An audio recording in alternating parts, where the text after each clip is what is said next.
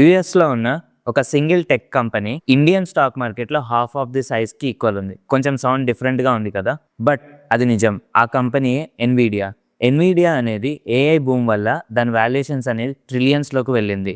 But Indian stock market అనేది only మనకి technology మీద డిపెండ్ అయ్యలేదు. ఫార్మా సెక్టర్, బ్యాంకింగ్ సెక్టర్, ఇలా డిఫరెంట్ సెక్టర్స్ మీద డిపెండ్ అయ్యి ఉంది.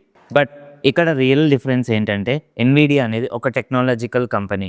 ఏఐ బూమ్ వల్ల దాని వాల్యుయేషన్స్ అనేది పెరుగుతూ ఉంది. ఇన్ కేస్ ఏఐ అనేది బూమ్ రాకపోతే కనుక దాని గ్రోత్ కూడా స్లో డౌన్ అవుతుంది, దాని స్టాక్ కూడా డౌన్ ఫాల్ అవుతుంది. బట్ ఇండియన్ స్టాక్ మార్కెట్ అనేది ఒక ఏఐ మీద కాదు, అంటే టెక్నాలజీ మీద కాదు, రిమైనింగ్ ఇన్ఫ్రా, జీడిపి, కన్సెప్షన్ వీటన్నిటి మీద డిపెండ్ అయ్యి ఉంది. దీని గ్రోత్ ఓవర్ నైట్ డబల్ అవ్వకపోవచ్చు, బట్ గ్రోత్ అనేది ఏదైతే ఉందో అది స్టడీగా బిల్డ్ అవుతుంటుంది. ఇన్వెస్టర్స్ అనేవాళ్ళు ఒక్కదాన్ని చేస్ చేయరు. వాళ్ళు ఏంటంటే డైవర్సిఫై చేయడానికి ఆలోచిస్తారు, మెయిన్లీ స్మార్ట్ ఇన్వెస్టర్స్. సో ఎందుకంటే ఇన్వెస్టింగ్లో బ్యాలెన్సింగ్ అనేది హైప్ని బీట్ చేస్తుంది. సో ఇలాంటి మరిన్ని వీడియోస్ కోసం keep like and follow trading wheels Hyderabad.